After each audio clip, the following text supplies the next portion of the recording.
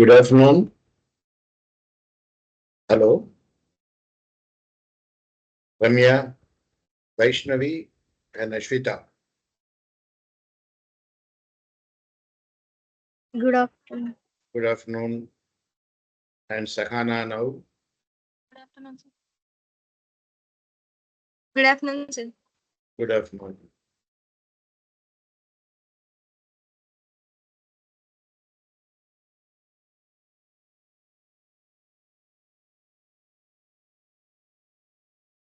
Can we just wait for another 3, 4 minutes? Because there are hardly 4 candidates as of now.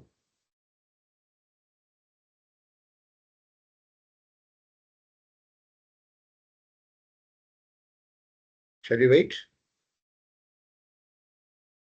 Just to have some more on Yes, board. sir. One thing is usually the strength is very thin, as attendance is not mandatory. And secondly, this is being a compensatory class for the last Sunday, being held on Saturday. Many of you might have gone to office in various shifts. That might be the reason, one of the reasons.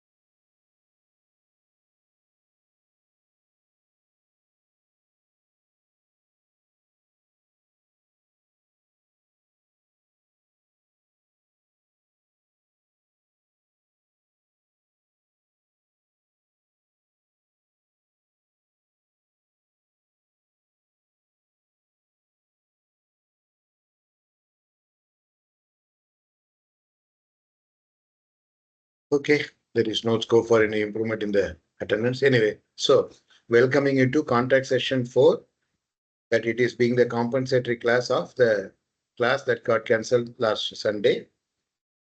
So now I'm now going to recap vector space, what a vector space is. And in addition to the definition of vector space and its some of the properties that were done in the last session, for those to be benefited, I will continue with the definition again and subspace, basis and dimension of a vector space. And of course, finally, we will have linear transformation and also rank nullity theorem for such transformations.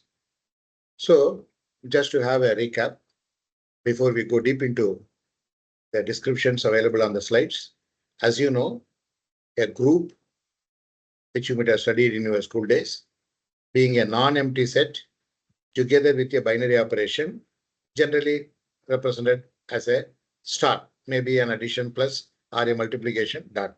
So that the four properties are to be satisfied. As you know, closure, associativity, in existence of identity element, existence of inverse element. If in addition to these four, for a group becoming an abelian group or a commutative group, if A star B equal to B star A, that commutative property also should be satisfied. So here it is going to be the same with some more properties exactly. Here straight away we start with the commutativity of the closure, not only just a closure, at the same time it is commutativity, associativity, existence of identity element, existence of inverse element, and of course you have also scalar multiplication. So here, as against a group having a binary operation, only one, we here have two operations. One is addition and another is scalar multiplication. Here by addition, we have vector addition, and scalar multiplication, a scalar being multiplied by a vector, and the elements of the set here are vectors. Then it becomes a vector space. So with this introductory remark, let me share.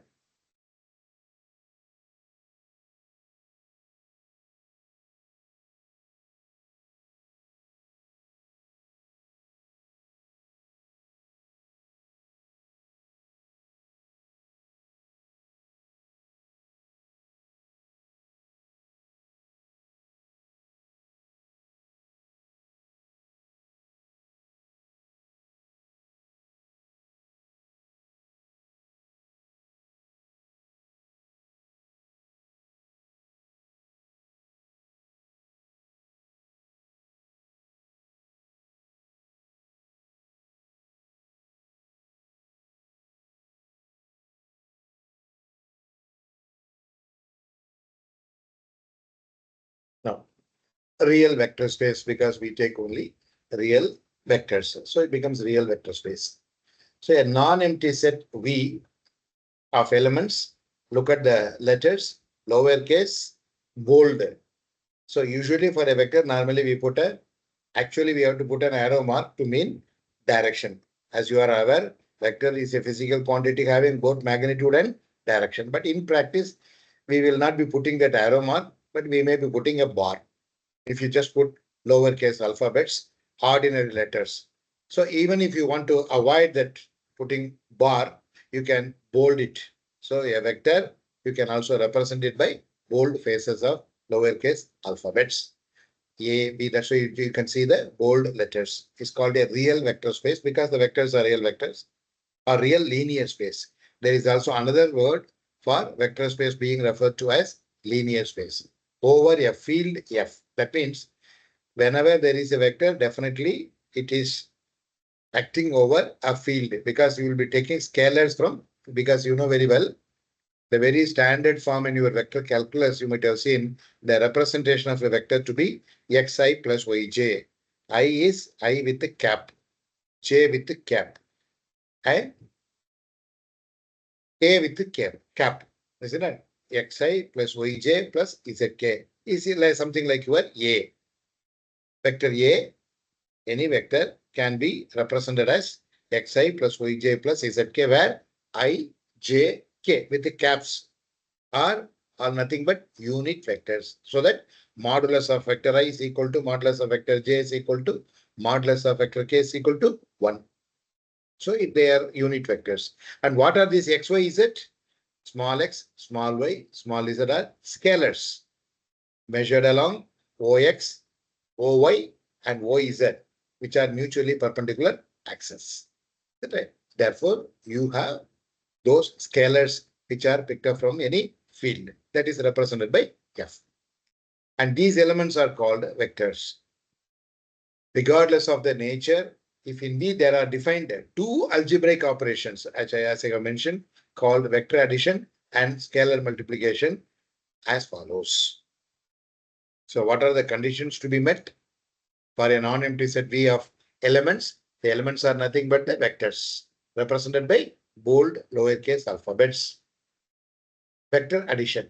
associates with every pair of vectors A and B of V, a unique vector of V called the sum of A and B and denoted by, we put ordinary plus symbol to mean vector addition.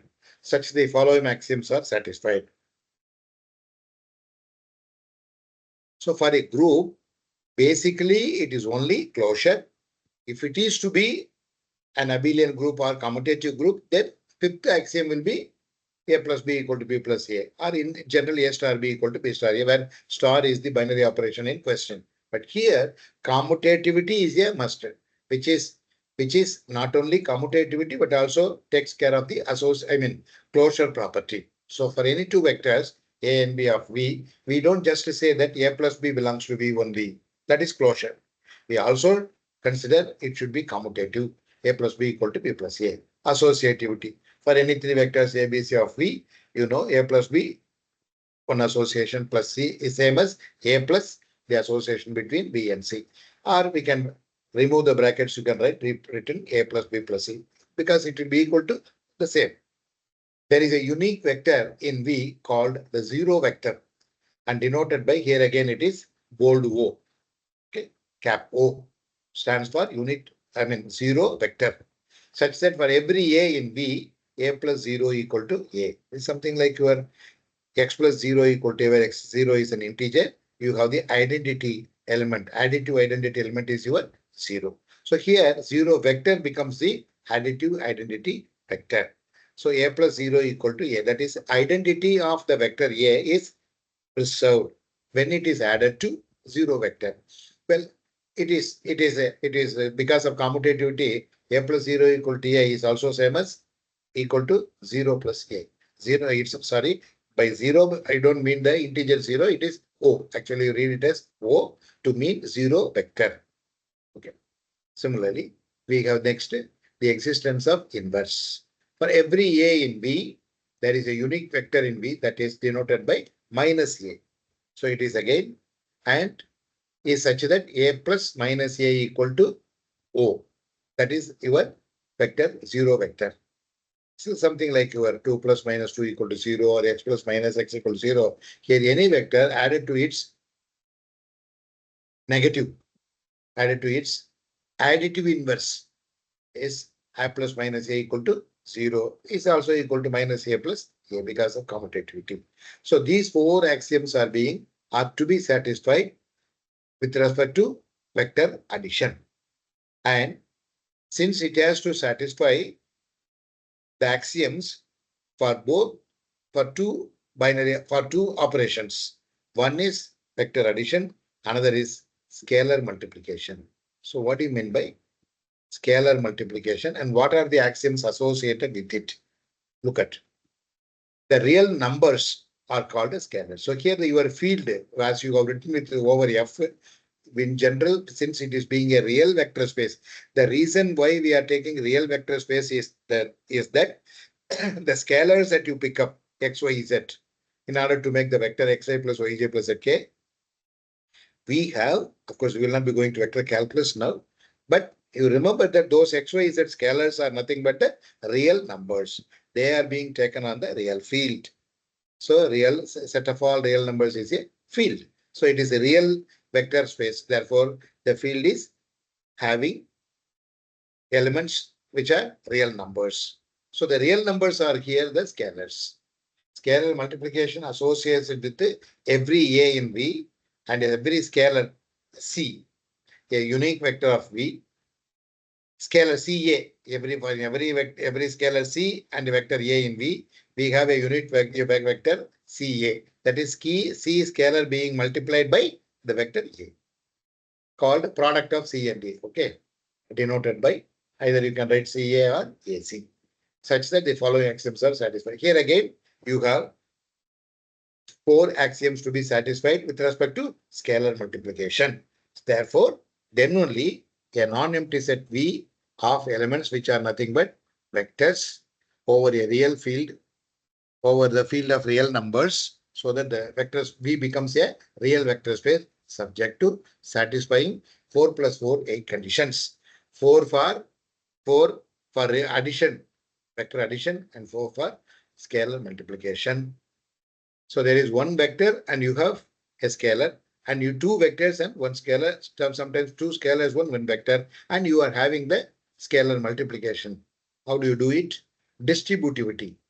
In distributivity, you can have two vectors being added and multiplied by scalar. So it's again scalar multiplication. Or you can add two scalars and multiply by a vector. Just see that how it gets distributed. For every scalar C and vectors A and B in B, C into A plus B. So it is the scalar into the vector. What is the vector? A is a vector, B is a vector. So already we have defined vector addition. So A plus B is again a vector. So C into that vector is CA plus CB. So it gets distributed. Isn't it? Next to distributivity.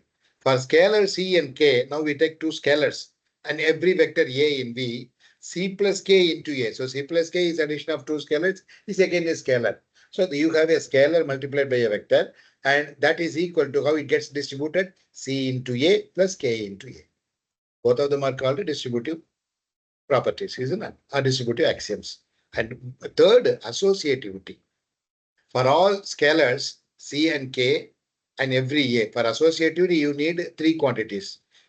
But you have to have definitely a scalar multiplication of a scalar with a vector. In such a manner, you have to find out the associativity. Not all are scalars. Then it will not be a scalar multiplication of a vector. Is it right? And so for all scalars C and K and a vector A in B, we have C into K. So it is multiplicative because it is scalar multiplication. C into K is equal to Ck into A. Both are one and the same, which of course you can even easily write nothing but Cka. Okay. Finally, for every A in B, we have multiplicative identity. Vector A is its identity is preserved when it is multiplied by 1. So 1A is equal to A.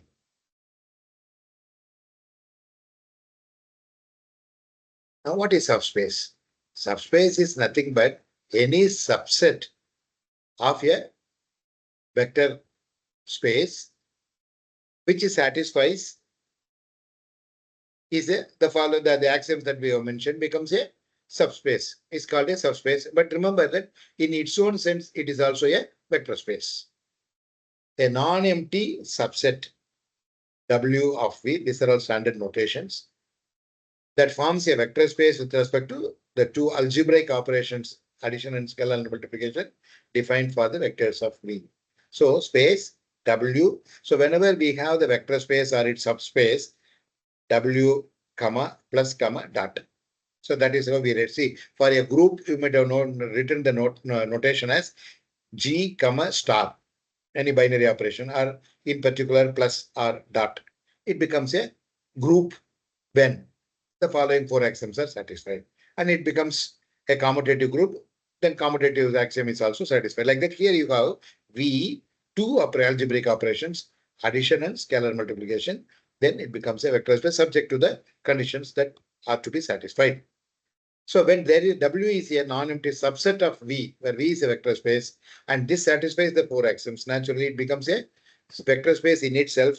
Being a subset of the vector space V, it is nothing but subspace of V.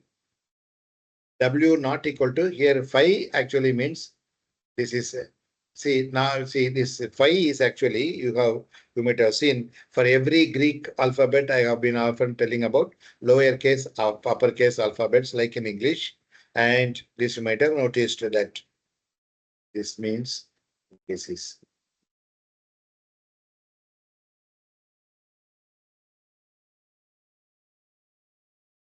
This is PFI. Phi stands for empty, equal to empty set.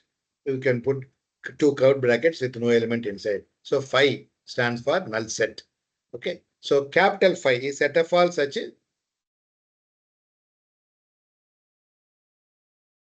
when you have phi like symbol with this is nothing but capital phi.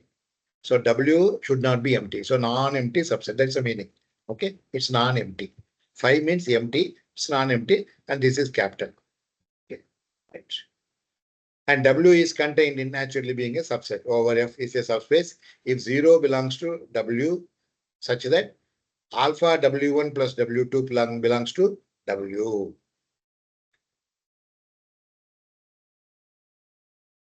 And this linear combination, if linear combination for any two vectors W1, W2 in W and any scalar alpha, if this linear combination is also an element of W, then W is also a vector space.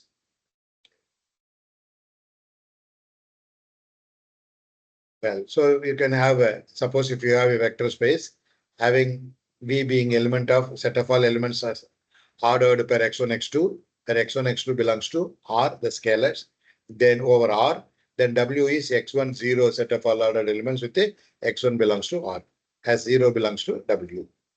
Set of all singular matrices. That means when will you call a matrix to be singular? If its determinant value is 0.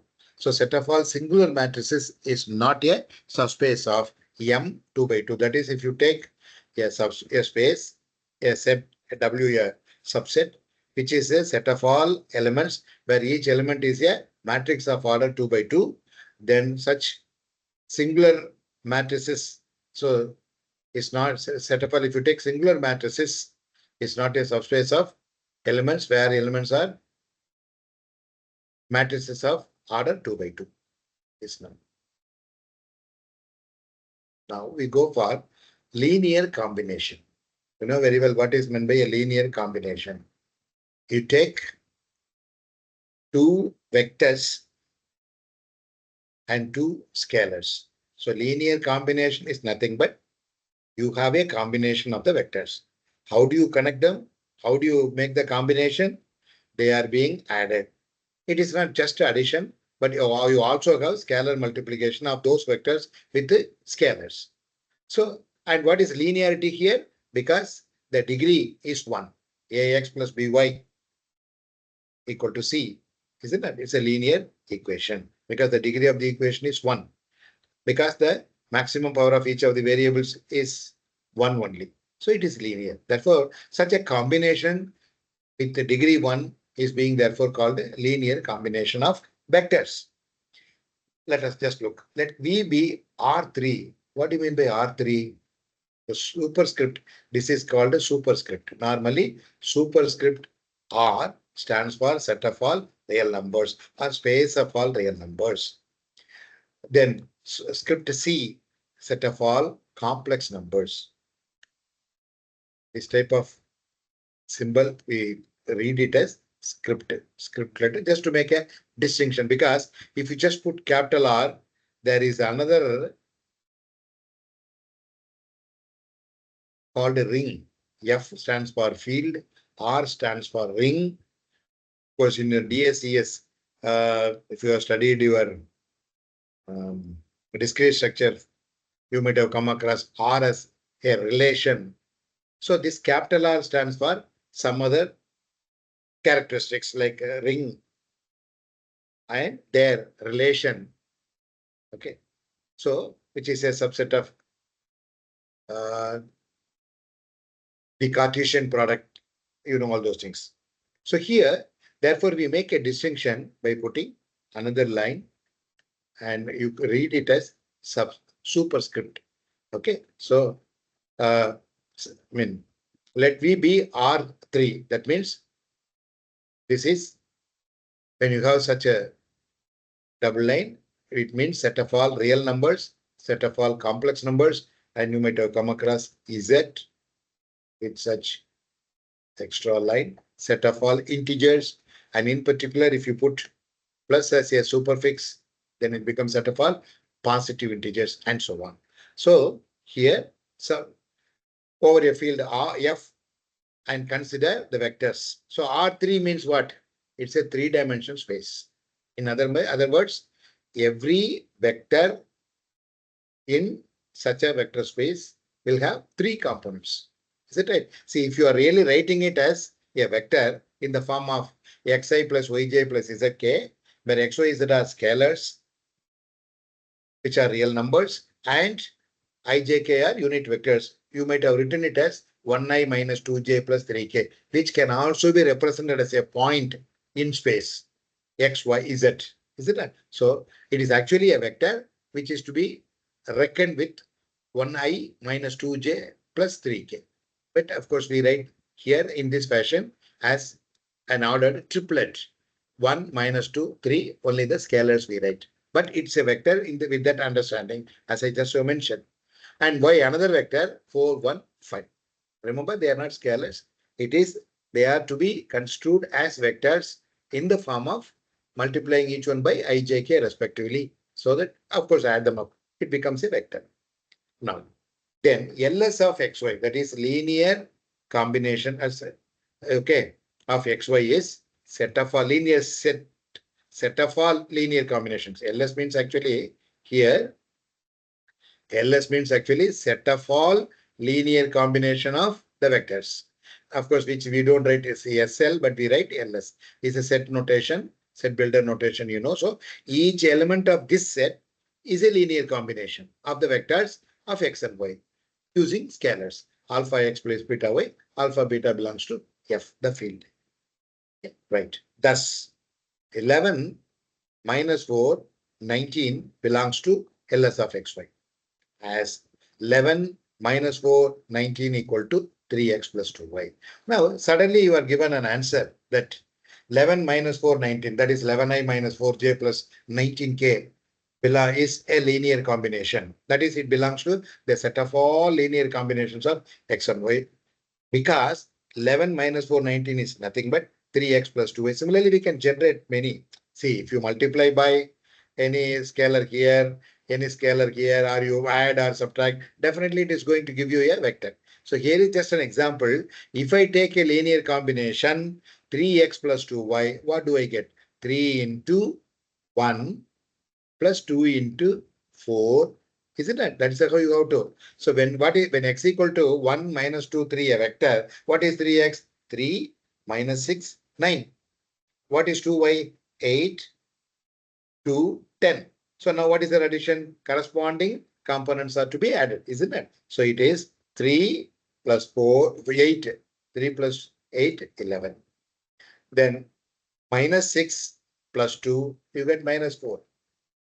6 plus, and this is 9 plus 10, 19.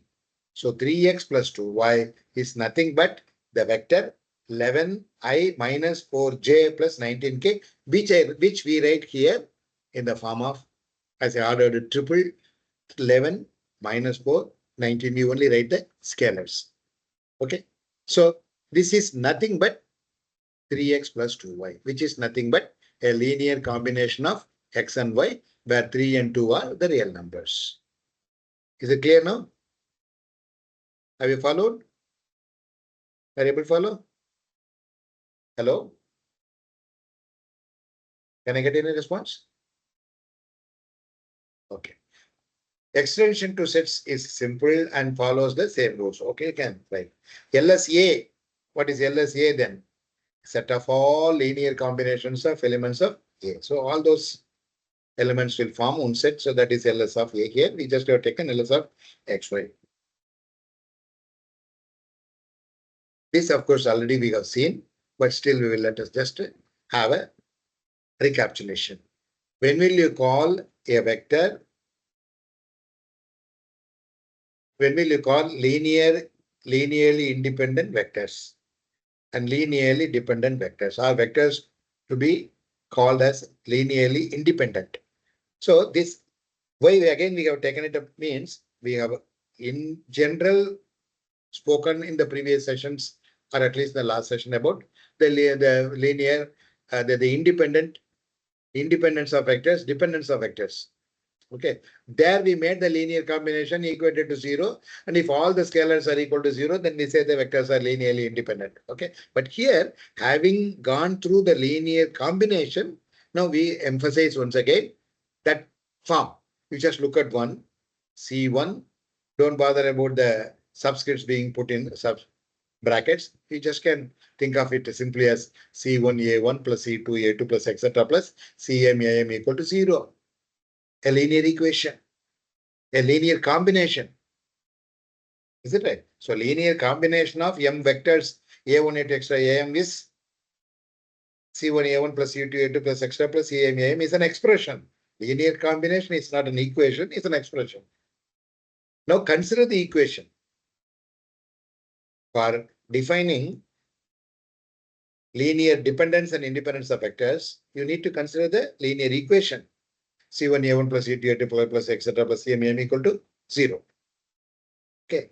Clearly, this vector equation, the above equation, holds is true if we choose all Cj's are 0. So naturally, definitely see, even there might have been some Cj's to be 0, some of them are not 0, but still you can have left hand side equal to right hand side. That is the equation is satisfied for some values.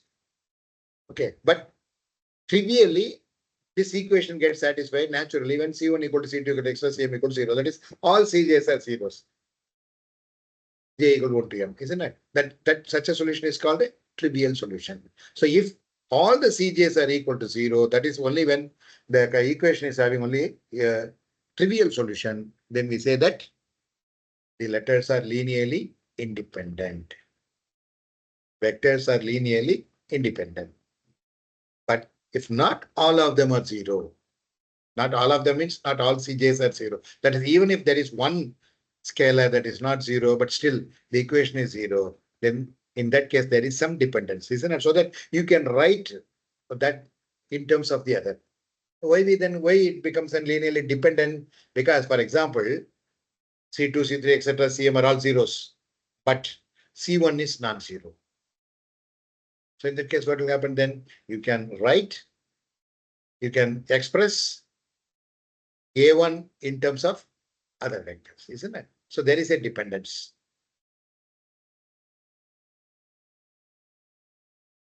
Look at. Otherwise, if equation 1, the equation that we have just seen, also holds with scalars not all 0. Some of them might be 0. We call these vectors are linearly dependent. This means that, so when there is a linear dependence, what is the meaning? We can express at least one of the vectors as a linear combination of the other vectors. That's the meaning.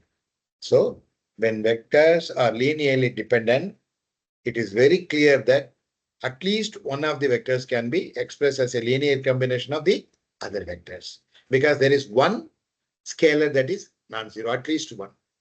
For instance, if equation 1 holds with one constant, say C1, scalar not equal to 0, we can solve one for those vectors Aj such that A1 equal to K2 A2 plus etc. plus Km Am. Where what is Kj? Minus Cj by C1. What is minus Cj by C1? Let's go back. Instead of writing, see what is happening actually here. You can write A1 equal to minus C2 A2 minus C3 A3 etc. minus Cm Am, and C1 not equal to 0. So therefore, you can divide the right hand side throughout by this non-zero scalar. So it is minus E2 by C1 minus C3 by C1 etc. minus Cm by C1. Isn't it? So instead of writing minus C1 by C1, minus C2 by C1, minus C3 by etc., we just have taken it in general, some minus Cj by this constant C1. So that is taken as some K1, K2, etc. That's all. That's why it's written Kj, where Kj is minus Cj. K1 is K2, it starts from K2. K2 is minus C2 by C1, because C1 is going to be the common denominator. So, and having already read, having gone through the concept of finding rank of a matrix as number of non-zero rows after getting the matrix given reduced into its echelon form. Also, you have seen rank of a matrix here. By A, we mean it is the matrix of coefficients of the linear equation of the form A11 x1 plus A12 x2 plus x plus A1n xn equal to B1 A12 A21 x1 plus A22 etc. A2n xn equal to B2 etc. etc. AM1 x1 plus extra AMn xn equal to Bn, with the idea of A is being a m by n matrix. Okay. So in general, if it is a square matrix, it can be n by n. Okay. So having gone through the concept of finding rank and also in practice found rank of a matrix by reducing it to its echelon form, matrix as it is, into its echelon form. Maybe upper triangular matrix or lower triangular matrix, but in practice we have done through uniformly reducing it to upper triangular matrix and looking at the number of non-zero rows to give you the rank of the matrix. We have also seen finding rank of a matrix to be through determinants as finding the rank of the matrix whose determinant is non-zero. Suppose A is of my order 3 by 3, then and determinant A is non-zero, then its rank is 3. Suppose determinant A is 0, then you have to go for the existence of at least one square submatrix, naturally of order 2 by 2. And its determinant is non-zero, then you declare that rank of A equal to 2. Isn't it? Now that having understood the linear independence of vectors, which is very vital, we can also think of defining rank of a matrix to be the maximum number of linearly independent row vectors of A, because we do in reducing into echelon form row elementary operations. So we are giving importance to row vectors. Whatever is true for row will be true for column also. So is the maximum number of linearly independent row vectors of A. Maximum number of linearly independent row vectors of A is denoted by rank A or small r of A. Next we go to another important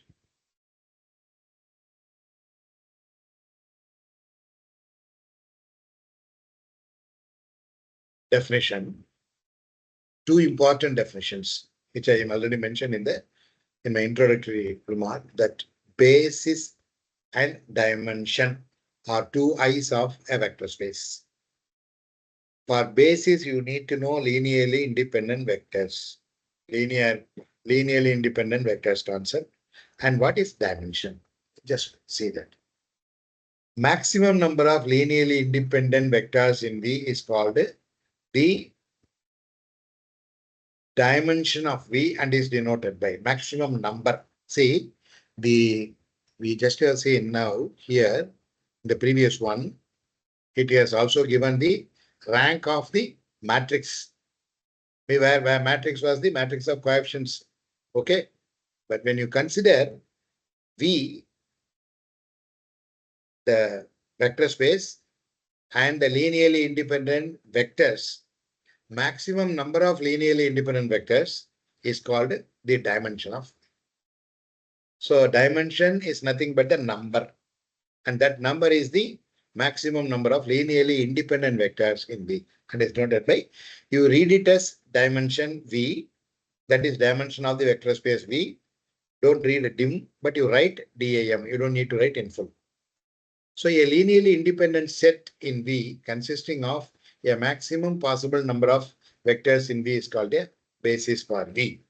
A linearly independent set consisting of maximum possible number of vectors. Maximum possible number of vectors in V is called a basis. Therefore, when you have basis, yes, so in short, basis is nothing but a set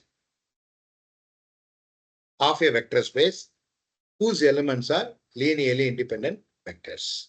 A linearly independent set of vectors in V consisting of a maximum possible number of vectors in V is called a basis for. So it's nothing but a set of linearly independent vectors, which is called a basis.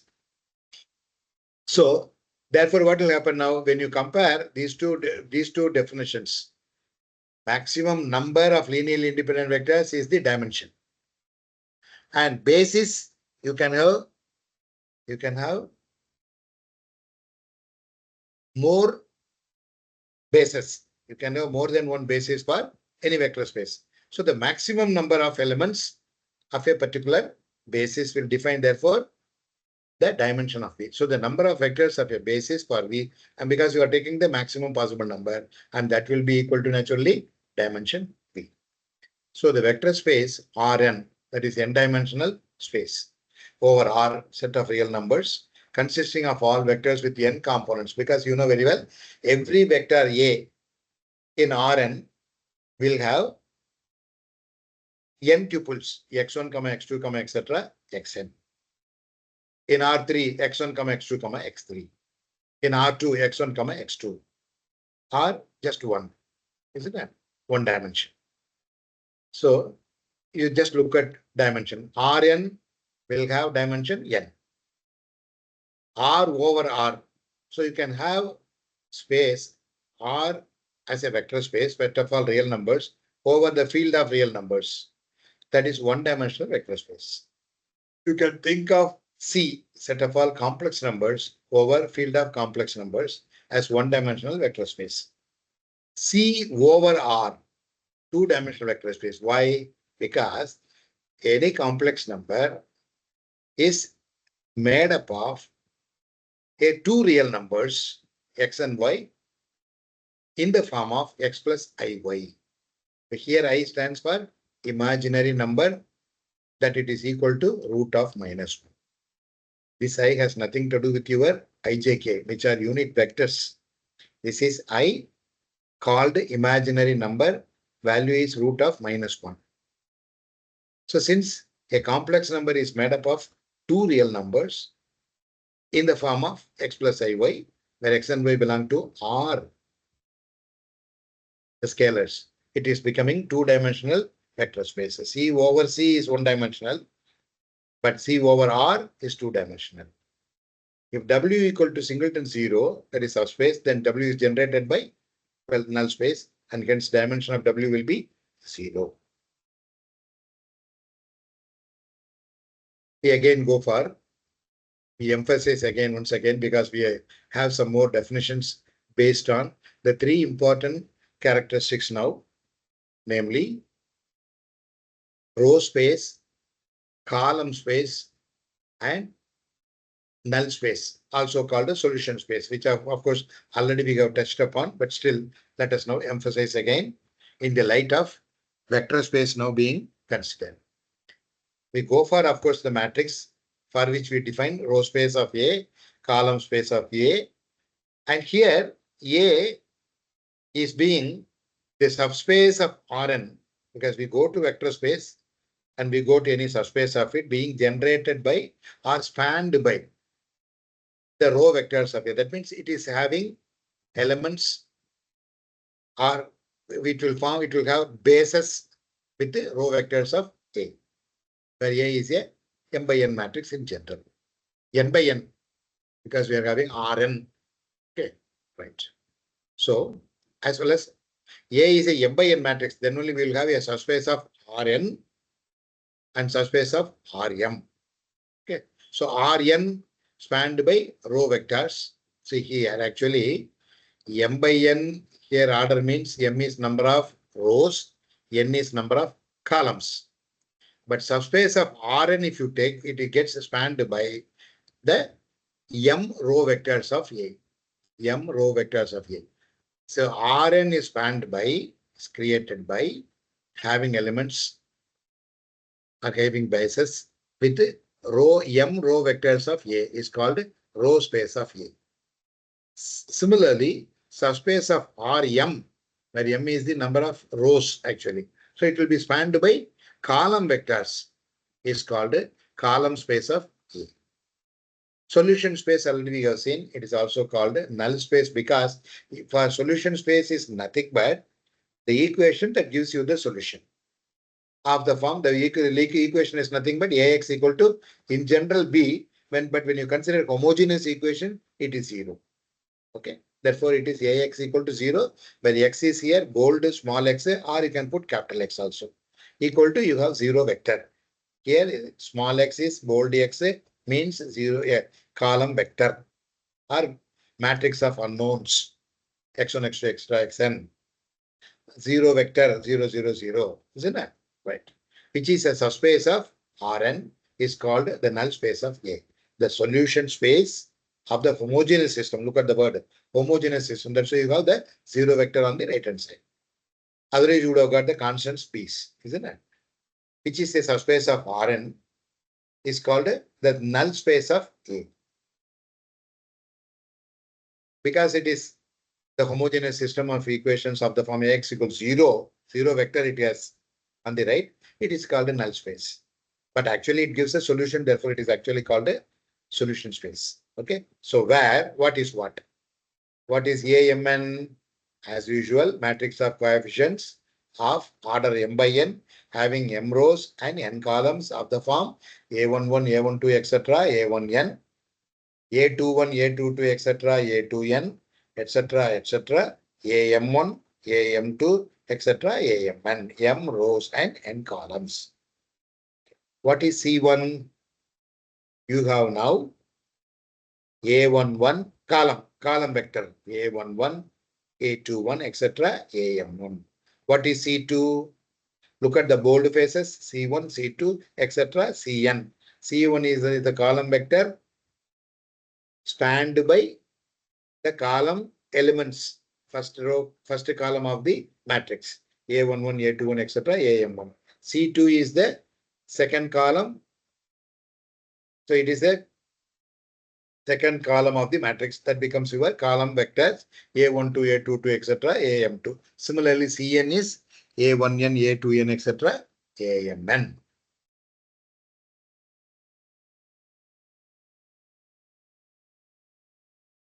Now, so practically, we have talked about basis set of linearly independent vectors of a space. And in practice, as we have been doing to get the rank, the elementary row operations row wise, isn't it?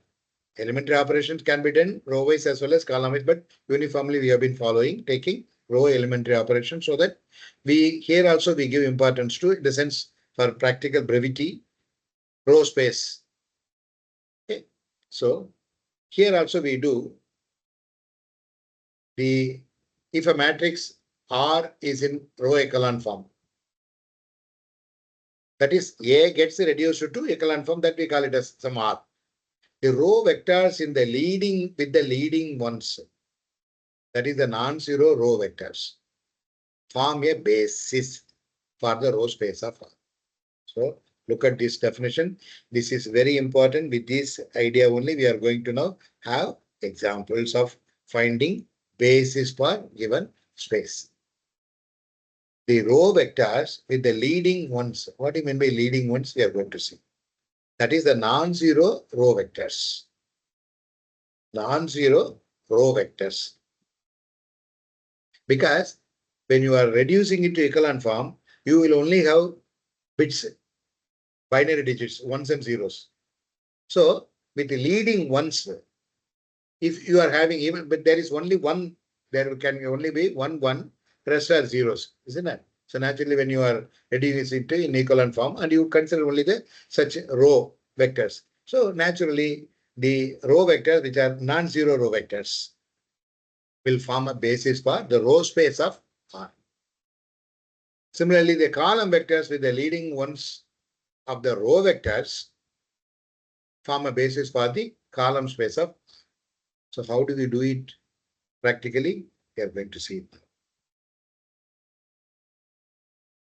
Just look at basis for row space of a matrix A. Question is to find a basis for row space of A. That means we consider what is the meaning.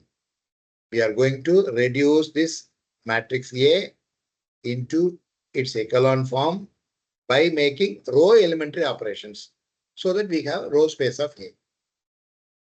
Okay, just see that. You are given a matrix of order 1, 2, 3, 4, 5, 4. That is 5 by 4. It is of order .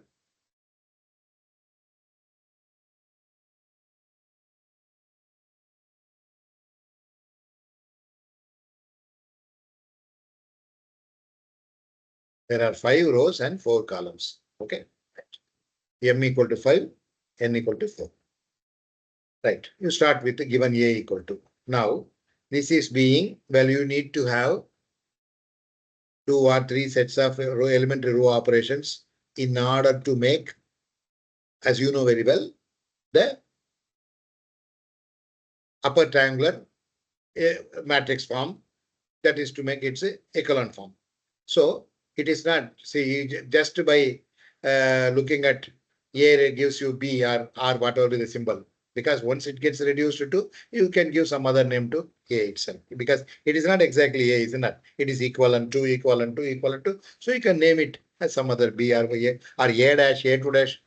Because after all, A dash is obtained from A2 dash is obtained from A dash, etc. But so if you just want to have any name, you can give, because it is nothing but is equivalent to, after having undergone some elementary row operations, becoming this one. So those steps you need to know.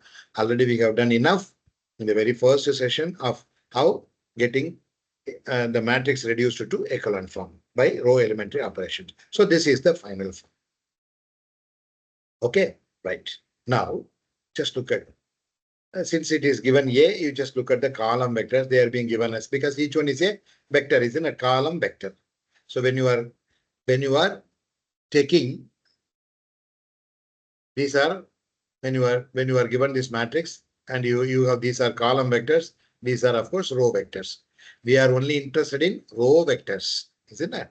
Row vectors. So you just see that now you have 1, 3, 1, 3. Is it right?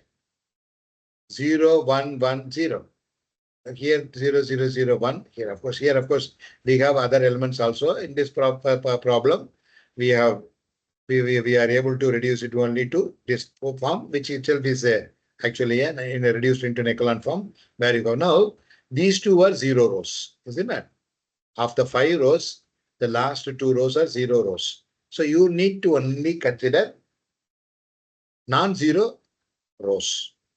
So non-zero rows means each row is a vector. Actually, each row is a vector. So 1, 3, 1, 3 is one vector. 0, 1, 1, 0 is another vector, row vector. 0, 0, 0, 1 is another vector. So thus you have, by definition, a basis for RS of a row space of the given matrix A is nothing but non-zero row vectors of its echelon form.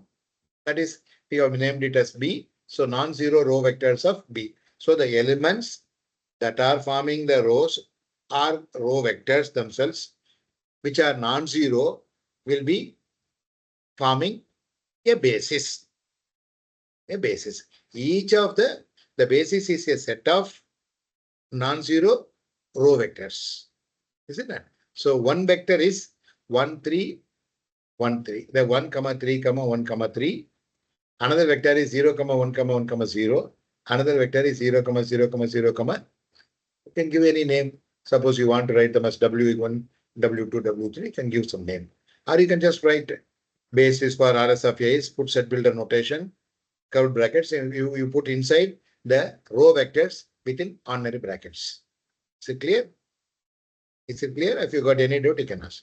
But this you need to practice. How that you have got. Now it will take time to, if I start writing all these things, how you are doing elementary row operations, it will take much time. But you are already exposed to in the very first session of reducing it to echelon form to find its rank by identifying number of non-zero rows. Here, the same thing we are doing, number of non-zero rows, but they are non-zero row vectors. So they are the elements. Each vector is an element of the basis. Naturally, they will be linearly independent, that you can verify.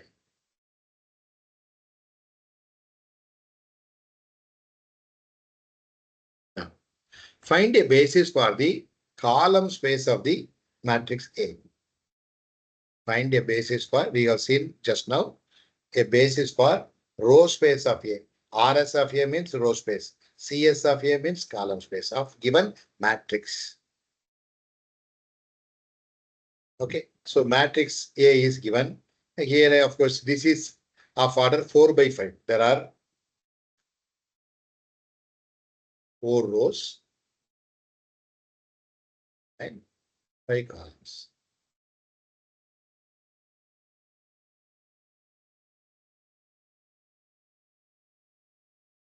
So this is just to make an understanding of your, always you must think of the order of the matrix so that it will be easy for you to, whenever you go for any kind of echelon form in the proper fashion. So reduce A to the reduce A to the row echelon form. That's what we have been doing by elementary row operations. So this is the answer. Well, it is given named as E here. You can give anything. Or you can give R, you can give B, you can give anything. Okay, echelon form, so it is given E, something like that. So here you just look at. Now you need to have the column vectors with the column vectors leading ones of the row vectors. You have to have basis for column space, for row space, you have row vectors, which are non-zero row vectors. Very simple to understand. Coming to finding basis for column space of the matrix, you take column vectors.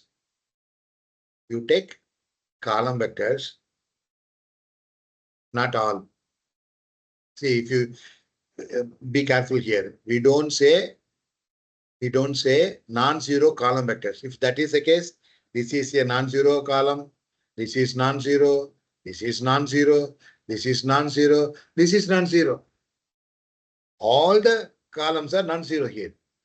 So that is not the definition. It is not exactly similar to the way that you define the basis for row space of A. Here, of course, we take column only for column space, but we take only those columns where you have leading element 1. Where you have one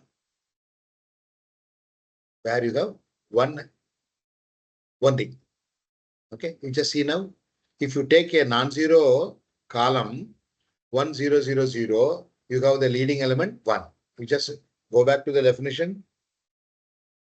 The column vectors, here row vectors, very simple, non-zero row vectors. That's all. And here the column vectors with the leading ones of the row vectors. Okay. So here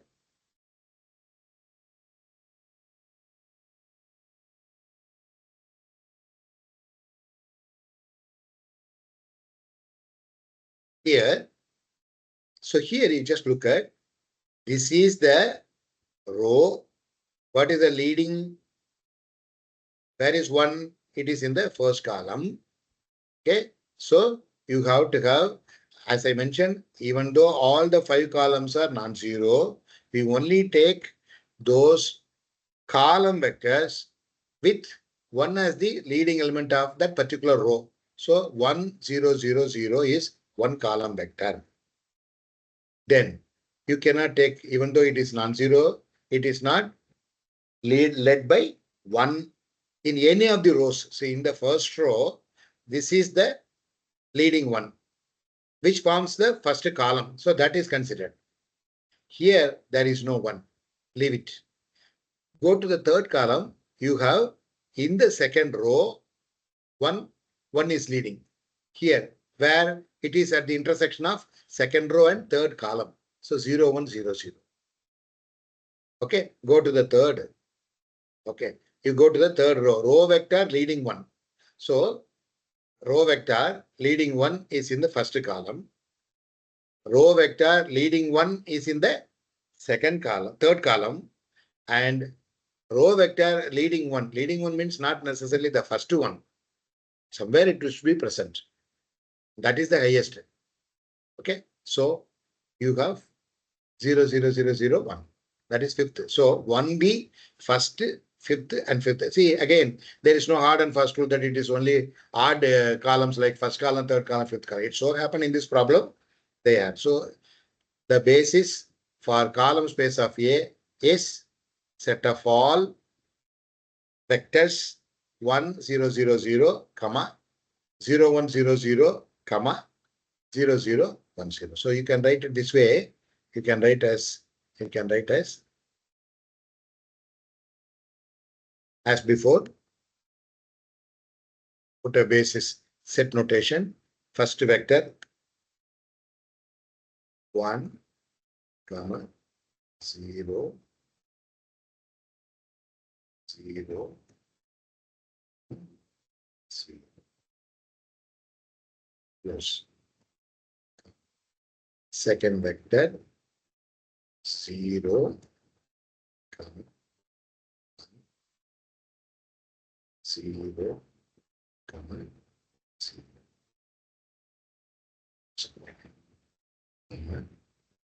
Third vector, there is no space, so I'm just continuing. Better you write in the same. 0, 0,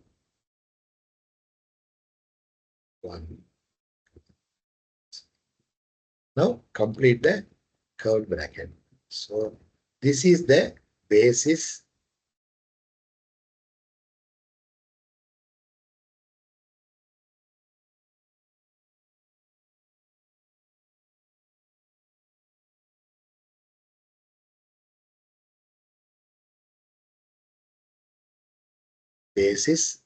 for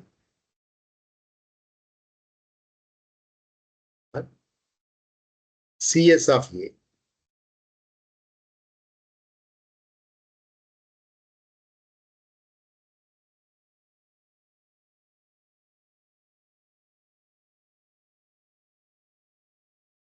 Because this will confuse you. A1 equal to A2 equal to A3 equal to the same way as you have done for basis for row space. You can write the same way. Basis for RS of A we have found as a set having row vectors, which are non-zero row vectors.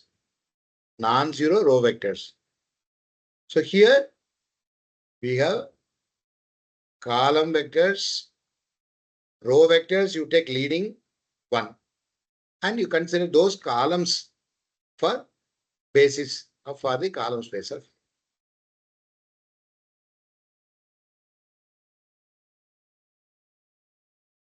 Now it's already 5:17.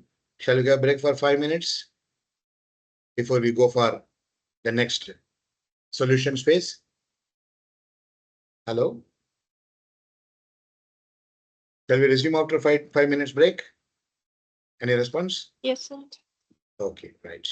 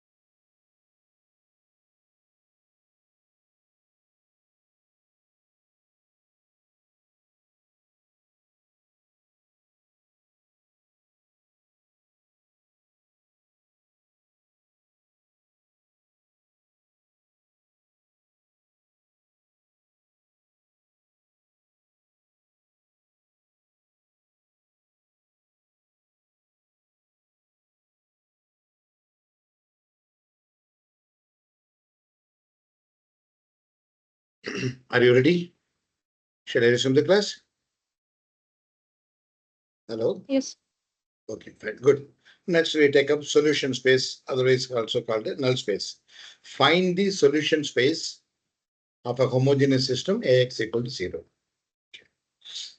Find the solution space means find the solution set. Since we are talking about the space, it is a solution space because it is dealing with the vectors. If it is ordinary elements, then we will say solution set. Since the elements are vectors here, solution space of the system when you solve Ax equal to 0, isn't it? So here, A, where A equal to, were given.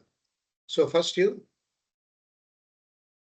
as usual, by elementary row operations, reduce it to echelon form, which gets reduced to 1, 2, 0, 3, 0, 0, 1, 1, 0, 0, 0, 0. Well, we can find by back substitution method. You must be knowing that. Okay. So we can find that. But here you have 4 unknowns, x1, x2, x3, x4. Is it right?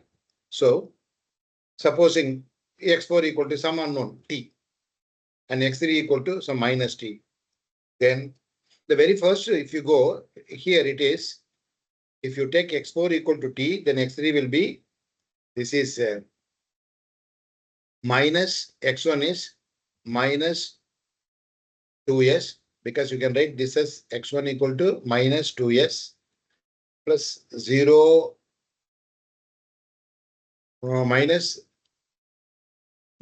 x1 equal to minus 2s, because it is x2, x3, x4, isn't it? So x1 equal to minus 2 x2. If x2 is some s, okay, so minus 2s plus 0 into x3. Suppose x3 is minus t here, because here you can write this is x1, x2, x3, x4. If x4 is t, some unknown, you can generate as many solutions as possible. If t equal to 1, x4 is 1, x3 will be minus 1. If x4 equal to 2, x3 equal to minus 2. So you can just have some unknown. Okay, some, let it be some t. So what is here? x3, if x4 is t, this is 0x1 plus 0x2 plus x3 equal to x4. So your x3 will be minus t. When x4 is t, x3 will be minus t. Then this will become x1 equal to minus 2 into x2. That is, if x2 is s, and then minus 2s plus 0 into x3, 0 plus 3 into x4, which is t. That's why you have x1 equal to minus 2s minus 3t, x2 equal to some s, x3 equal to minus t, because if you assume x4 equal to t, therefore you know very well, you can even straight away get the values without generating infinite number of solutions by back substitution method. But this is one such one, because we are interested in having the form to get the dimension of your null space of A. Okay. So how many vectors are there? So what is the number of vectors in your null space of A? So for that, therefore x, vector x is nothing but the unknown vectors, unknown component. That is, the vector is x1, x2, x3, x4. That's right. Don't go by this what is called since it is actually 3 by 4. Remember, 3 by 4.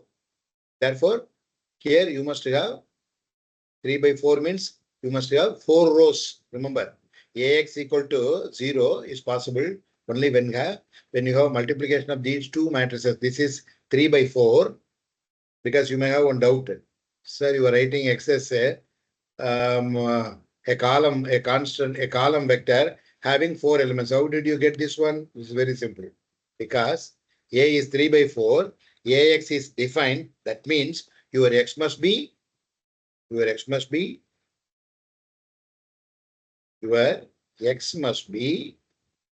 a, you know very well, a column vector,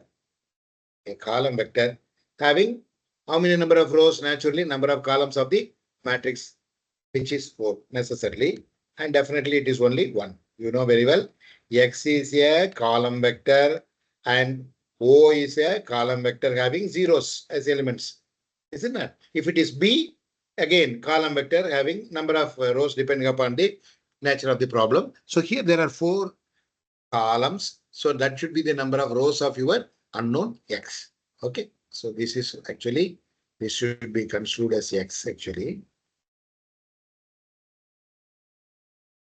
So I write it as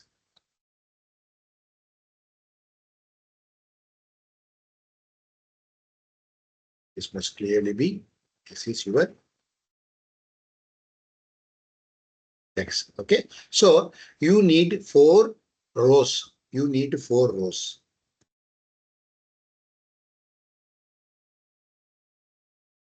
Therefore, what are the components of X? X1, X2, X3, X4. Okay. So don't be under the impression that since there are 3 components only in column, since it is a column vector, it is X1, X2, X3. No, it is the number of columns that decides the number of rows of your column vector. That is 4. So X1, X2, X3 is 4. So that you can write now with some unknowns. We can generate as many substituting for these values of T and S. So minus T, S minus 3T, S, X2, X3 minus T, X4T. So you can just take out this you can write it as a linear combination. S into minus 2, 1, 0, 0 plus T into minus 3, 0, minus 1, 1. You check whether it is right. You know how to multiply and add. This is scalar multiplication now. Minus 2S plus minus 3T. First row, first scalar element. Then S into 1 plus T into 0 is S. Then S into 0 plus T into minus 1 minus T.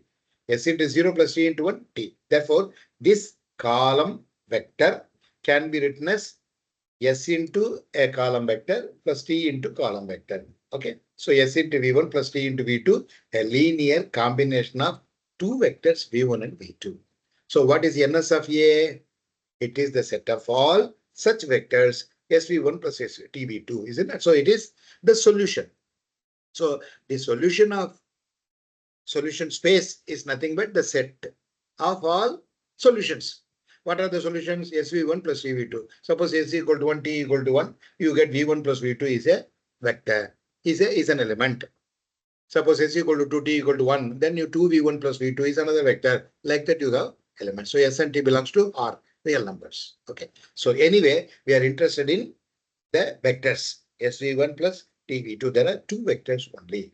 Okay. So nullity of A is again a definition here. Nullity. Nullity comes from the word null space. But when it is nullity, it is talking about the dimension. Dimension of what? Null space. So nullity is nothing but a number. Number is nothing but the dimension. Dimension of what? Null space of A. So this is null space of A. Okay, null space of A. How many vectors are there? Each solution is a linear combination of 2 vectors. Therefore, it decides the dimension of NS of A to be 2. Okay, so next. Some more theorems we have, just easily we can go through. Row and column space have equal dimensions naturally, isn't it? If A is an m by n matrix, then the row space and the column space of A have the same dimension. That is dimension. Dim of RS of A, dimension of RS of A is same as dimension of CS of A. See, whatever is true for RS of A will be true for CS of A. Therefore, dimensions must be the same. Rank. Now, again, in terms of row space and column space of a matrix, we now define rank of it. So when it comes to rank, it is again dimension. So the dimension of the row or column space, either row space or column space, because both are equal as far as dimensions are concerned, of a matrix is called the rank of A. So rank of A is dimension of RS of A, which is same as dimension of CS of A. We just have seen an example wherein nullity of A is again dimension of NS of A. So now you must have a clear-cut understanding of rank and nullity, because again we are going to have rank and nullity theorem. Okay, so rank of a matrix is true, because in rank of a matrix through different connotations under different captions.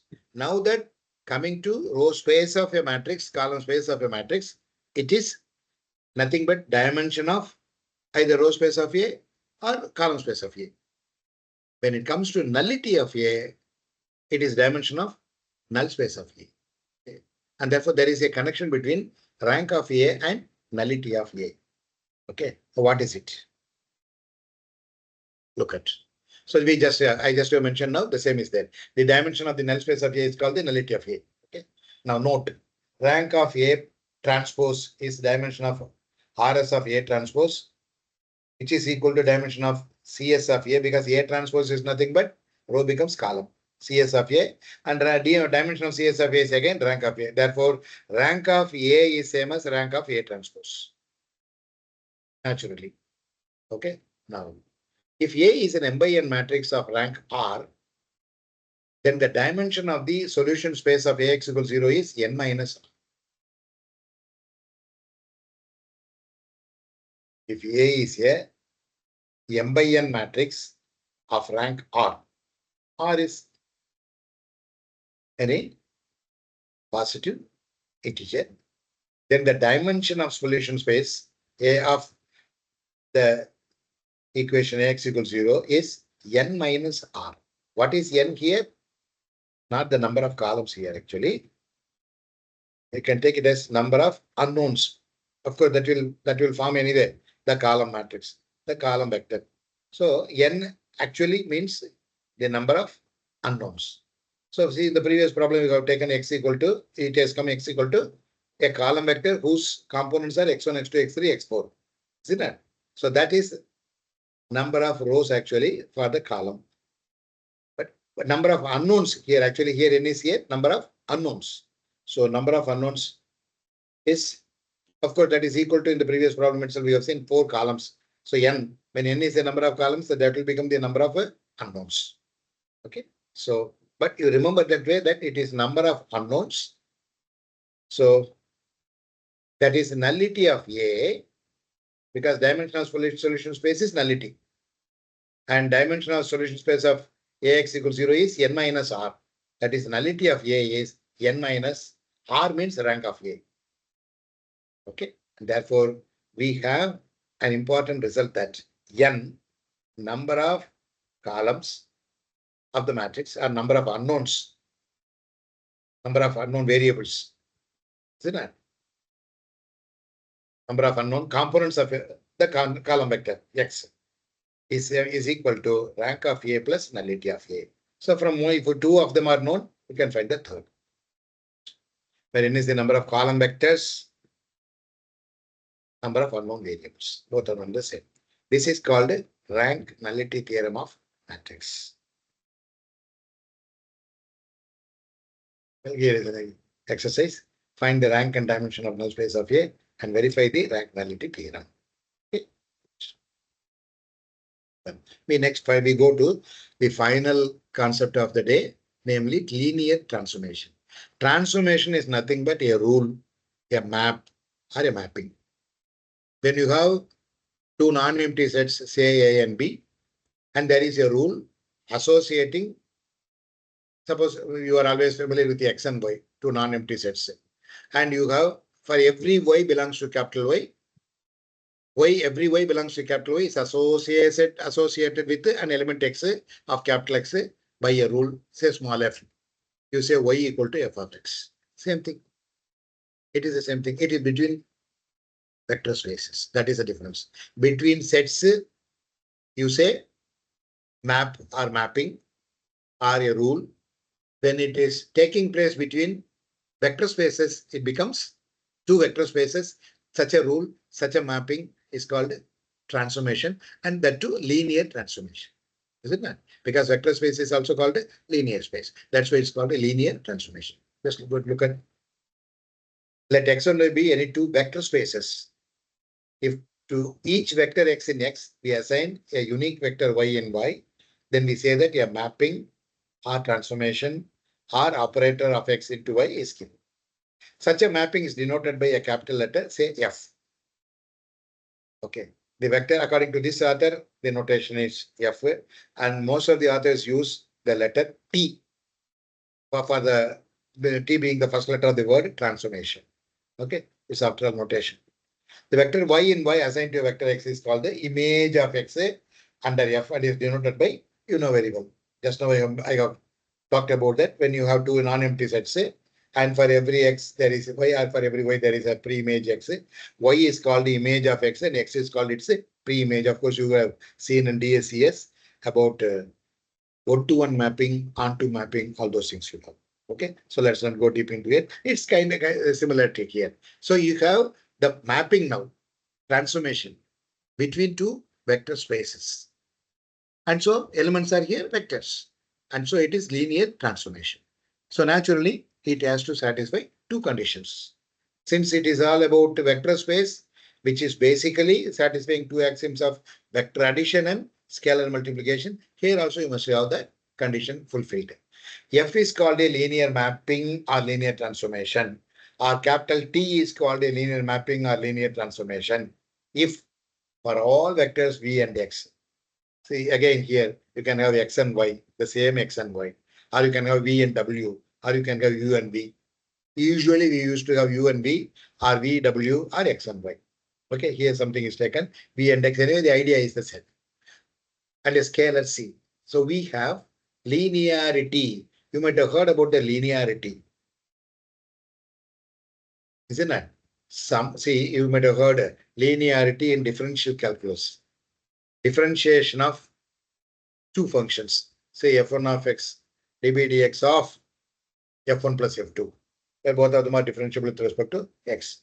Then it is db dx of f1 plus db dx of f2. Is it right? Integral f1 plus f2 dx, integral f1 dx plus integral f2 dx. Similarly, in limiting case, so it is linearity. It splits. So transformation over sum of the vectors is the sum of transformed vectors. So f of v plus x is f of v plus f of x, or f of u plus v is f of u plus f of v, like that. Similarly, f of a scalar multiplication. What is its return result? That is, what is that meaning? Image of sum of two vectors under the mapping f is nothing but sum of their images.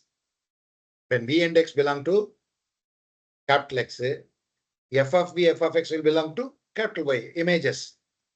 Similarly, Cx, a scalar multiplication of vector x, which belongs to x. What will happen under the mapping of its image? C into f of x.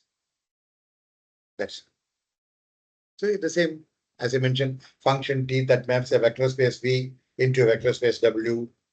So instead of normally taking the sets like x and y, we used to take usually vector spaces u, v, v, w. Similarly, linear transformation t. These are some standard notations. You just look at t colon v arrow mark w. That is t maps every element of v to a corresponding element of w.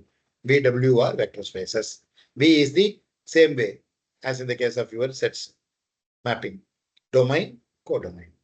So if you look at this, you know very well, small v is vector of capital V, V is the domain, and your W is nothing but your T of V, isn't it? That is codomain. W is your codomain, capital W. But T is from V to W, capital V to capital W. And what is this? There is one circle inside. Range is set of all images of elements of domain. It is not necessary that range equal to the codomain itself. If they are equal, then the mapping becomes onto. That you might have studied. Anyway, that's not our cup of tea. So now let's come to a practical problem. An example to verify a given transformation is a linear transformation or not. Okay. Here it is verified. See, whenever verify means it is given shown that the answer is there. Verify if TV2 is LT. That means verify means it can be whether or not. It can be or it need not be. So show that means you need to definitely ensure that it is. So verify whether T of V1, V2 equal to, so here is a linear transformation given. According to the given transformation only you have to proceed. So here T of V1, V2 is, so V1, V2 is what is happening? Element in R2, isn't it? Two-dimensional space. So every element is a pair of vectors V1, V2, and its image under transformation is again so here T is from V to W, where V is R2, two-dimensional space, and W is also two-dimensional space. Domain is two-dimensional and codomain is also two-dimensional. So it is nothing but here V to W, where V is R2, having every element an ordered pair. And W, its image is also in capital W, and that is also an ordered pair, means this is a transformation from R2 to R2. Okay, that's very clear. So verify whether such a transformation is a linear transformation. So we need to check on T of addition of these two vectors. You have to have two vectors. Each vector is an ordered pair, remember. So name them as, let U equal to ordered pair U1, U2. V equal to ordered pair V1, V2 are vectors in R2 in your domain. See any real number, because this is a vector space over field of real numbers R. Vector addition. So U plus V is what? Ordered per U1, U2 plus ordered per V1, V2. So how do you do vector addition? Corresponding components are to be added so that it becomes an ordered pair, isn't it? Two tuple. U1 plus U2, U1 plus V1. Corresponding components are to be added, comma U2 plus V2. This is what you mean by vector addition. Okay, this is the basic definition. So that is over now. What do we need? We need to check whether T of U plus V is equal to T of U plus T of V. Also, T of CU is equal to C into T of U. These two axioms are to be checked. Find out T of U plus V. T of, what is U plus V? U1 plus V1, but we have found out U plus V is found out to be ordered pair U1 plus V1, comma U2 plus V2. Okay. So according to the definition, so don't be surprised if you by just looking at this portion, where does it come from? So don't be surprised. It is from the very basic definition. Whenever there is an ordered pair, whenever there is a vector in the domain of R2, a two-dimensional space, its image is also an ordered pair becoming this way. It's given in the question. That is the data. Therefore, what's happening here? You have V1 minus V2. That is first component minus second component. What is first component here? U1 plus V1 is the first component. Minus U2 plus V2 is the second component. Comma. So this subtraction of this is going to be one element. Comma. What is the second one? Your first component plus 2 times the second component. What is the first component here? U1 plus V1 plus 2 times the second component U2 plus V2. Okay. Now let us simplify. This is again, this is now you can rearrange U1 minus U2 within brackets plus V1 minus V2. Okay. Comma. Whole thing under this addition now becomes one element, comma. Here U1 plus 2U2 plus V1 plus 2V2. Okay, right? So everything now within under brackets outside. So this is now you collect those terms of U1, U2 and V1, V2 separately, isn't it? So because there is a comma. So first is U1 minus U2, comma, U1 plus 2U2 plus V1 minus V2, comma, V1 plus 2V2. Okay. Now look at this. Go back to the definition. What is V1 minus V2, comma, V1 plus 2V2? Just a minute. I have to plug in the power. Just a minute.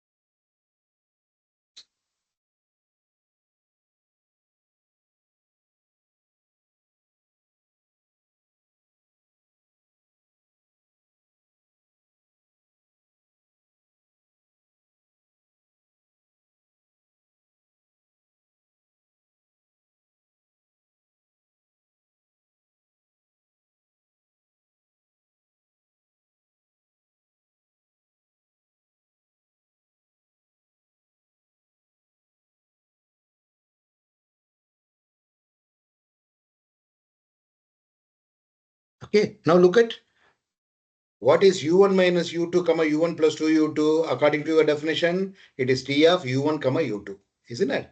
And u1 comma u2 is nothing but your u. So t of u plus v1 minus v2 comma v1 plus v2 is nothing but t of v1 v2. And this v1 v2 is a vector v. So you have t of u plus t of v. Thus, we started with finding the image of addition of vectors under t, that is t of u plus v, is now sum of their images, t of u plus t of v. So one axiom is verified. Go to the second axiom. Scalar multiplication. So you have to have t of cu. You have to take in the left hand side t of cu. What is t of cu? Because u is u1, comma u2. So what is cu? C into ordered pair u1 comma u2, and that is nothing but again an ordered pair. C gets multiplied by both the components, isn't it? That is within the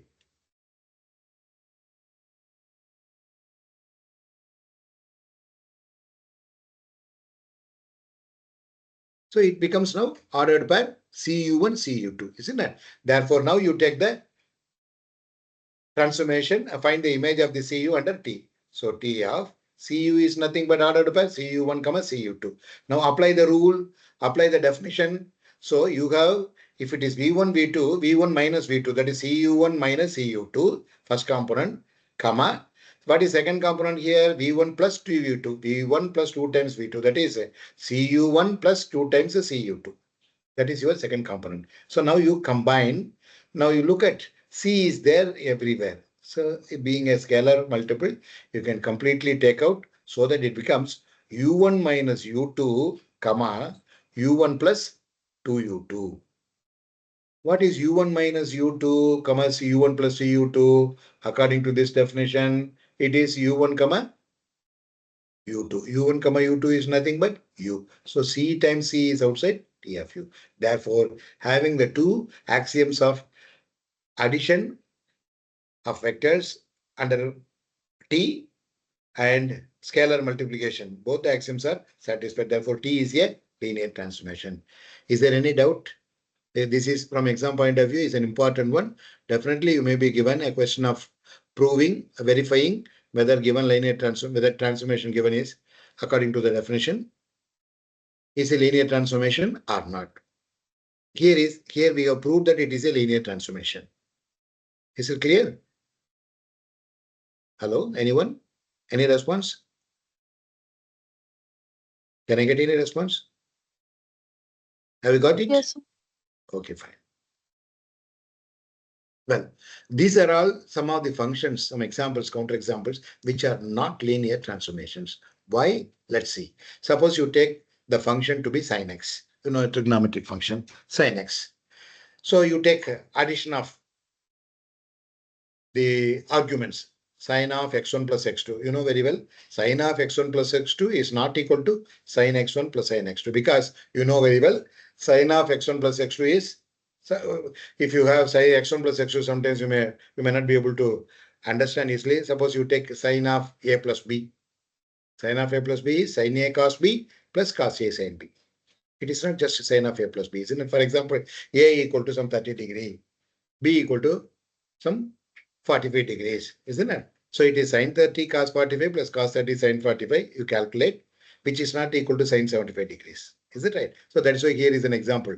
Sin pi by 2, sin 90, you know very well, 1, isn't it? And sin pi by 3, sin 60, how much? Root 3 by 2. So you have some result here. Whereas if you take pi by 2 plus pi by 3 and take sin of which, they are not equal. So simply you can talk about this. Sin of a plus b is not equal to sin a plus sin b. Definitely not, isn't it? So sin x is not a linear transformation. Similarly, you take f of x equal to x square, an algebraic function.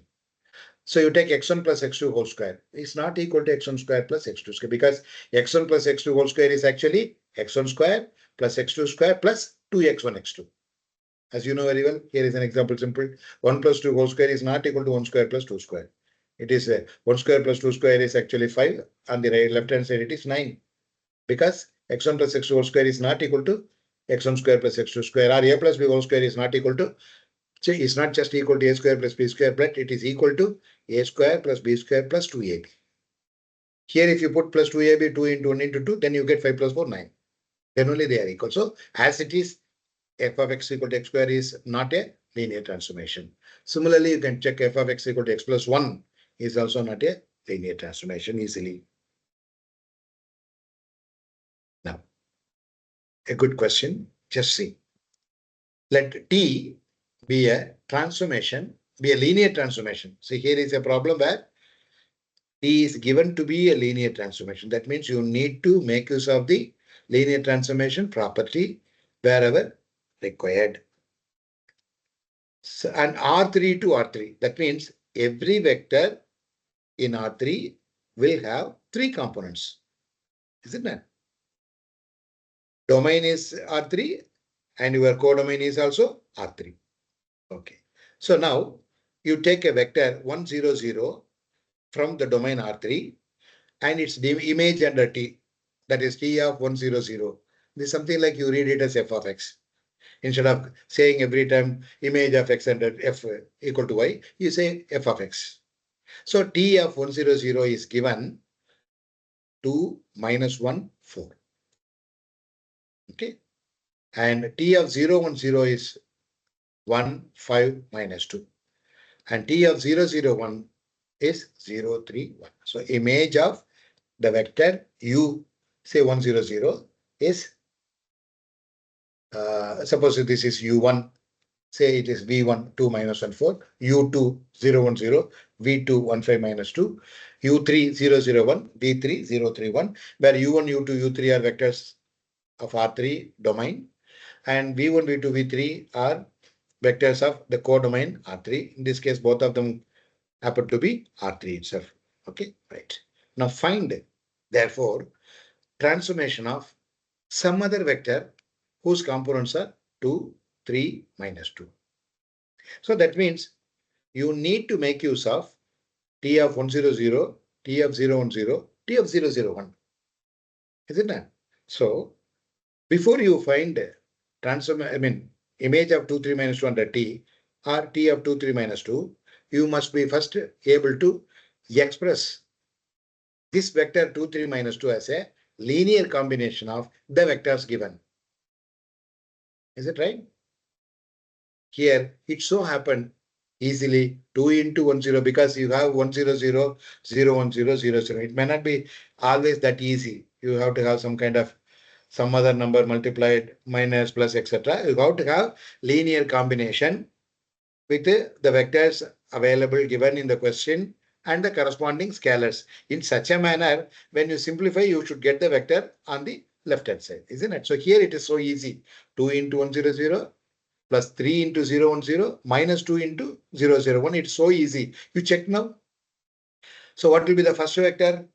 2, 0, 0. Second vector 0, 3, 0. Third vector 0, 0, minus 2. Now you add them up. 2 plus 0 minus 0. You have 2 on the left hand side. First component. Second component in the first vector 0. 3 plus 3 minus 0. So you have 3. That is the second component of the left hand side vector. So 0 plus 0 minus 2. You have minus 2. So it is easily the given vector is being expressed as a linear combination. Okay, in the form of 2 into plus 3 into minus 2 into. Therefore, T of 2 comma 3 comma minus 2 is originally one step is skipped. Actually, you are supposed to have written T of these things. T applied on the left hand side vector is T of on the right hand side as a whole. By linearity property, since T is a linear transformation, it is actually T of 2 into 1, 0, 0 plus T of 3 into 0, 1, 0 minus or plus T of minus 2, 0, 0, 1. Then again by scalar transformation, scalar multiplication property, first one is additive property, addition property. Because T is a linear transformation, so you split T of plus T of plus T of. Now, since again T is a linear transformation, scalar multiplication property is also true. So 2 can be taken out. 2 times t of 1, 0, 0 plus 3 times t of 0, 1, 0 minus 2 times t of 0, 0, 1. Have you understood this concept? Two steps are skipped. One is a t of whole thing, which you write t of plus t of plus t of. Then 2 into t of plus 3 into t of minus 2 into. Both the properties are due to the fact that t is a linear transformation as it satisfies both addition and scalar multiplication axioms. So 2 into what is t of 1, 0, 0 given in your data? 2 minus 1, 4 plus 3 times. What is t of 0, 1, 0? 1, 5 minus 2. Minus 2 into what is t of 0, 0, 1? 0, 3, 1. Now you multiply. See here, there is a mistake which could not be edited because it is copied and pasted. So here is no t because transformer, the image of 0, 0, 1 under the mapping t is only 0, 3, 1. There cannot be any t, so it should be removed. Okay, there is no t. So now you have to multiply the scalar inside each of the components of every vector, isn't it? So it is 4 minus 2, 8 plus 3, 15 minus 6 plus, if you want, you can put plus, minus inside 0 minus 6 minus 2, or if you keep minus, it is 0, then you go 6, 6, then 2. You can keep minus outside or inside, whatever it is. So now you corresponding entries are to be added and subtracted as the case may be. So here you have 4, here you have 3, 7, here you have 0. So first component is 7. Minus 2 plus 15, so 13 minus 6, so 7. Then 8 minus 6 plus 2 minus 2, 0. So you have t of 2, 3 minus 2 is equal to 7, 7, 0. In other words, image of the vector 2, 3 minus 2 belonging to the domain R3 is also a vector having 3 components in the codomain R3 given by 7, 7, 0.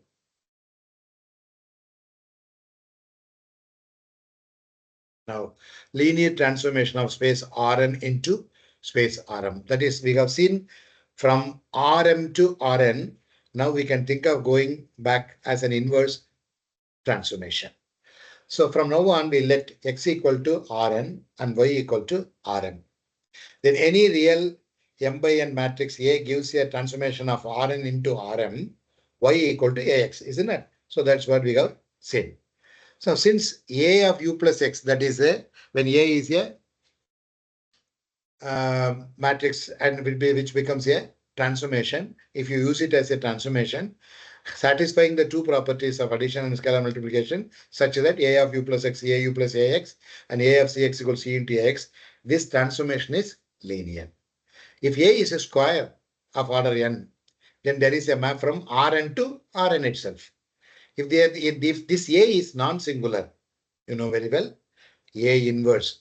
When you read it as A inverse, isn't it? Which means, but you put the symbol A superfix -1, read it as the either A inverse, you read it as A inverse, but put the symbol. And you know very well A inverse exists only when A is non-singular. That is, determinant A is not equal to 0. Because fundamentally, you know very well, A inverse is 1 by determinant A into adjoint A, isn't it? And also you know the property that A into A inverse equal to I equal to A inverse into A, and gives the inverse transformation. So when there is a transformation of space Rn into Rm given by y equal to Ax, where A is the given m by n real matrix, we can think of inverse transformation, because if the matrix is non-singular, its inverse does exist, and the matrix also satisfies linear transformation properties. Therefore, the matrix itself is a transformation, linear transformation, whose inverse does exist, therefore gives rise to inverse linear transformation. Therefore, when y equal to Ax, x will therefore be A inverse y. Is it right? So that's given here. Okay.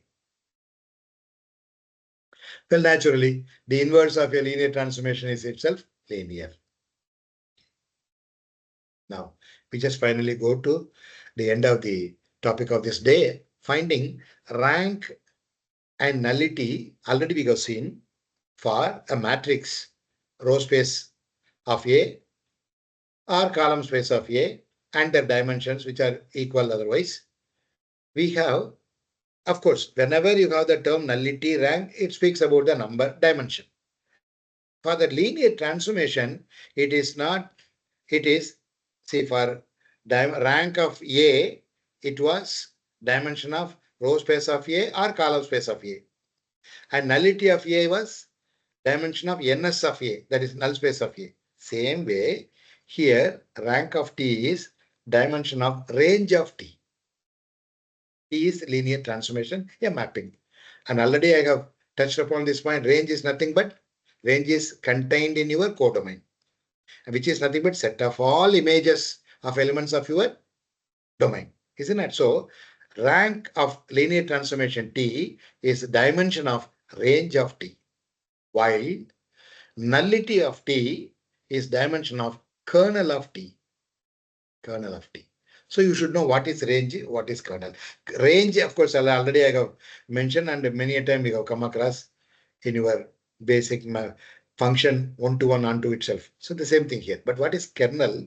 Here also a question of that null, that is that you have that you have that nullity, you have got the zero, that is image is zero is coming in. Okay, so you just see that range is nothing but set of all elements of images of V, where V belongs to the domain V and W is a codomain. And so that this range is a set here, of course, subspace of your codomain W.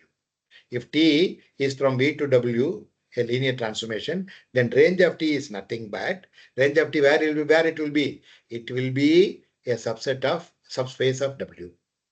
And what will be its elements? It will be set of all elements of images of elements V, vectors V of V. Okay, so T of V, where V belongs to V. So that range of T is a subspace of codomain W. And same way, kernel of T is also, where kernel of T is what? Is only set of all vectors of V only. Range of T is set of all images of V of the domain. Kernel of T is set of all vectors of V only, but not all those elements will be forming the set to call kernel of T, but whose image under T is 0. So it is naturally a subspace of V. Remember, range is subspace of W because it consists of images of V, where V is a vector of V. And kernel of T is only set of all vectors V of V. So it's a subspace of V. But remember, not all those V. That's why we use the word subspace. Only those elements of V whose images are 0. Clear? So nullity, dimension of kernel of T. See, nullity always is connected to something null. So there it was dimension of ranks, dimension of null space of A, null, AX equal to 0. So here it is T of V equal to 0. So dimension of kernel of T is your nullity and dimension of range of T is your rank of T. So here, when you add these two, there you had a rank of A, isn't it? There you had a rank of nullity of A plus you had n equal to what happened? R plus what did you have? Rank of A plus nullity of A is your n. Here, rank of course dimension, isn't it? So here, dimension of kernel of T, that is nullity of T. Here we are talking about linear transformation plus dimension of range of T, that is rank of T. As before, you had rank of A plus nullity of A. But here it is rank of T plus nullity of T. Is there it was n number of unknowns. Here it is dimension of the vector space itself. So this is here rank nullity theorem for linear transformation. That was linear rank nullity theorem for matrix. This is rank nullity theorem for linear transformation. So dimension of kernel of T plus dimension of range of T is your dimension of P. So here is an example. You just see T is a linear transformation from R2 to R2. T of X is AX, where A is a matrix of order 2 by 2. Find the rank and nullity of linear transformation and verify the rank nullity theorem. So this is an important question from exam point of view, where you are finding for given linear transformation rank, nullity, and also you are verifying rank nullity theorem. Rank of T plus nullity of T after finding them should be equal to dimension of the vector space. What is the dimension of the vector space here? V here R2, that is 2. Two-dimensional space, isn't it? We are going to check. Let V equal to xy be a vector of R2, because every vector in R2 is an ordered pair, isn't it? Actually, here you must have, you can have ordered pair on the symbol or being a vector, square symbol, square. Also, it's a row vector, isn't it? Where V belongs to kernel of T. Okay. So the TV equal to 0. That's important, isn't it? Later on.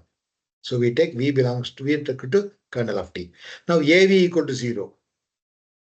You can find A, isn't it? V is your, actually it is not AV. Yeah, AV, because V is having elements XY, unknowns. Instead of saying V1, V2, we can take XY. So A multiplied by column vector XY equal to the constant matrix or column vector 0, 0. So you can check. This gives the result to be x equal to 0, y equal to 0. You can check, you know how to get the solution. And you can check x equal to 0, y equal to 0. Means x equal to 0, y equal to 0 means V belongs to kernel of T, means T is having the vector whose components are 0, 0.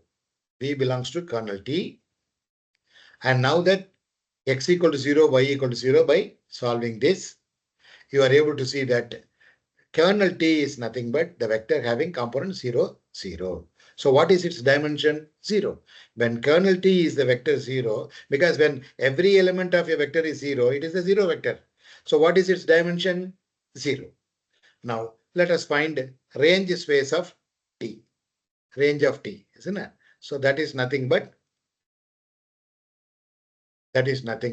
your column space of A. So range space of linear transformation T is the same as column space of your matrix A. So that is x1 into vector 1, 3 plus x2 into vector 2, -1. You have 1, 3, 2, -1, isn't it? So range of T or range space of T is nothing but range of T, that is enough. Range of T is nothing but your column space of A, which is nothing but you have 1, 3, some vector x1 into vector 1, 3 plus x2 into 2, -1, where x1, x2 belongs to R scalars. Okay. So nullity of T, dimension of your kernel of T, having element 0, 0, so 0. Now basis for R of T. Basis for R of T will be the two vectors 1, 3, 2, 1. Basis is a set which are linearly independent vectors. You have two column vectors 1, 3, 2, -1. So what is the rank of T? Dimension of R of T. That is 2. There are two vectors. And rank of T plus nullity of T, 2 plus 0 equal to 2, which is already we know that V is R power R2, two-dimensional space whose dimension is 2. Therefore, we have verified that the rank of T plus nullity of T being equal to dimension V. Thus, rank nullity theorem is verified. That's not the exercises. Okay. If you got any queries that can be clarified, if no queries, I can stop presenting and I can end the meeting or end the session. Any question, any queries, any response, any feedback, anything you want to say? Anyone? Ashwita? Ramya? Yes, sir. Okay, It's fine. clear. Okay, good. We will continue in the next session tomorrow, as usual. Okay. Thank you, sir. Thank you. Thank you. Thank you, sir. Thank you. Thank you.